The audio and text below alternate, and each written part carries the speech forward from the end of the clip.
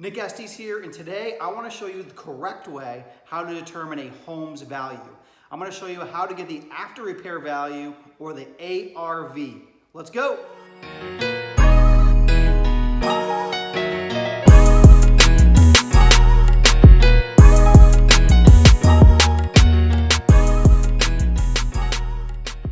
All right, how do you know what a home is worth, right? That's the big question. A lot of new investors really struggle with this.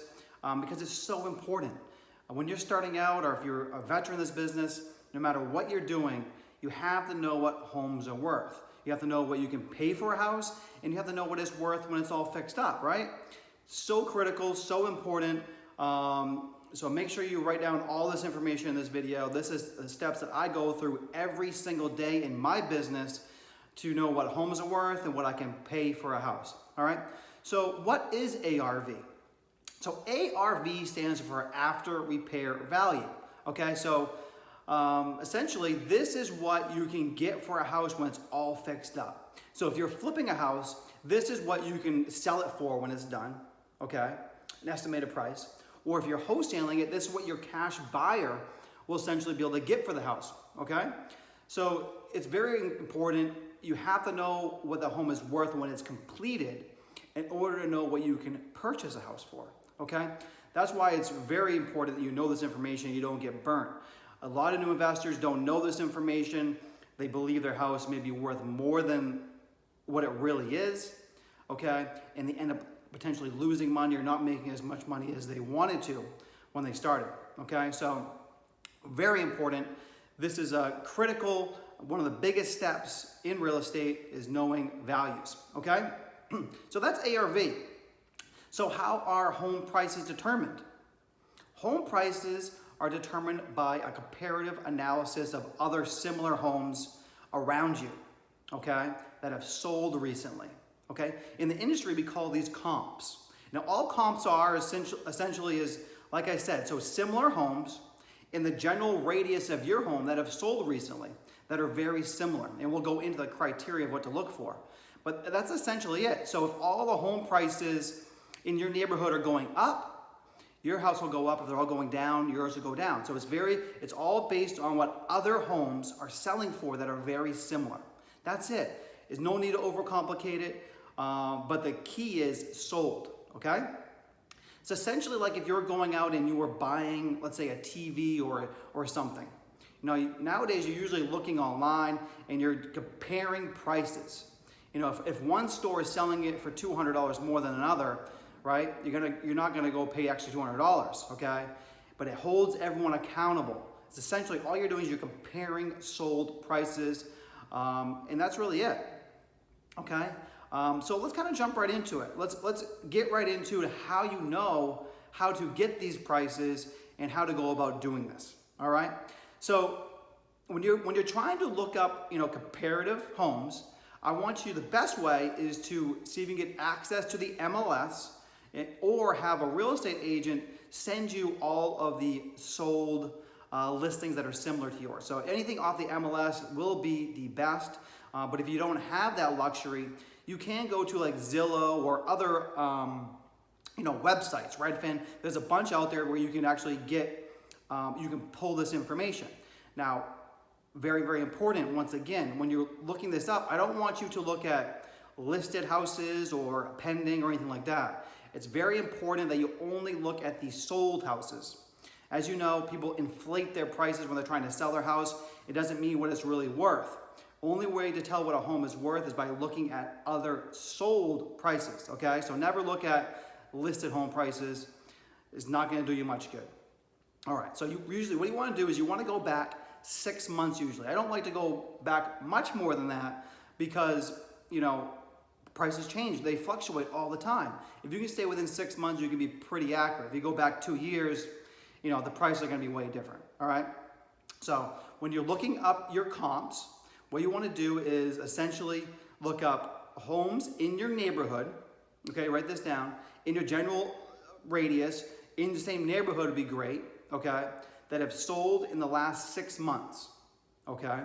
Then I want you to look at homes that have very similar, okay, bedrooms, bathrooms, okay, very similar age, okay? You don't want to compare an 1800 house to one that's brand new. And then similar, condition. So same thing, you don't want one that's, needs a ton of work to a brand new house, all right? So that's it. You want to look at sold homes in the same neighborhood that have sold in the past 6 months with similar bedrooms, bathrooms, square footage, okay, age, and condition. Okay, I might have forgot the first time, square footage, that's important. You want to make sure it's very similar size. That's one very critical point.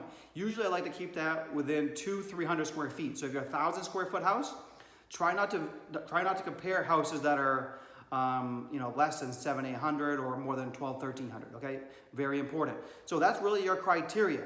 Write that down, and really all you're going to be doing is you're going to be going out, say for instance this is on Zillow. You're going to be going on Zillow, and then you're going to type in your subject property, okay, that you're looking up. You want to know the home's value. Then there's up at the top, there's a way for you to filter that to just look at sold prices. Filter that again the past 6 months, and then you want to scroll through those and go through the criteria. Pick out ones that have very similar age, size, bedrooms, bathrooms, condition, okay?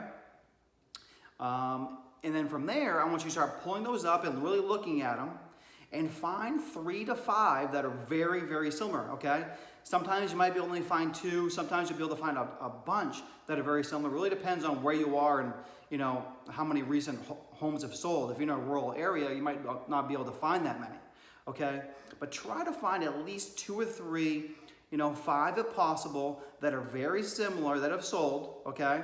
And then what I want you to do is find the median, or find the average price. So for round numbers and make this simple, let's say that you find 3 houses very, very similar, very close. One sold for 100,000. Let's say one sold for 90 and one sold for 110 for easy numbers. The median of that is 100,000. So you know that your subject property is very close to being worth $100,000, okay? Very close. Now, let's keep in mind here. Now, once you do that, then you can use adjustments, okay? That's why some homes are worth a little bit more than others, is because of these small adjustments. Okay, so let's say, now these aren't huge adjustments. These are maybe, a few $1,000s, okay? So let's say that one house has a large yard or a finished basement. That might be why it sold for 110, okay? Or if one house is maybe it's in a little bit worse condition, or it's on a busy road, maybe that's why it sold for 90. So you can use these small adjustments to vary this $100,000 price up or down slightly based on, the things that might make it more appealing or less appealing to people, okay? So that's really it. I mean, it's very simple, but it's critical that you follow these steps and you're really analyzing the sold prices and you go through all that criteria, okay? Once again, sold in the past 6 months in the same neighborhood, same bedrooms, bathrooms, similar square footage, similar age, and similar condition. If you can do that and you look up only the sold, don't look at the Zestimate, don't look at any of that bullshit. I want you to really use your comps and sold prices, then make some small adjustments if you want to, up or down slightly based on what your home appeal is, okay? And that's really it. That is the accurate and best way how to determine a home's value or the ARV of what it's worth when it's fixed up, okay? I hope you enjoyed this video. Make sure if you found this informative, please subscribe to this channel and leave me a comment. I'm always answering all questions, all comments.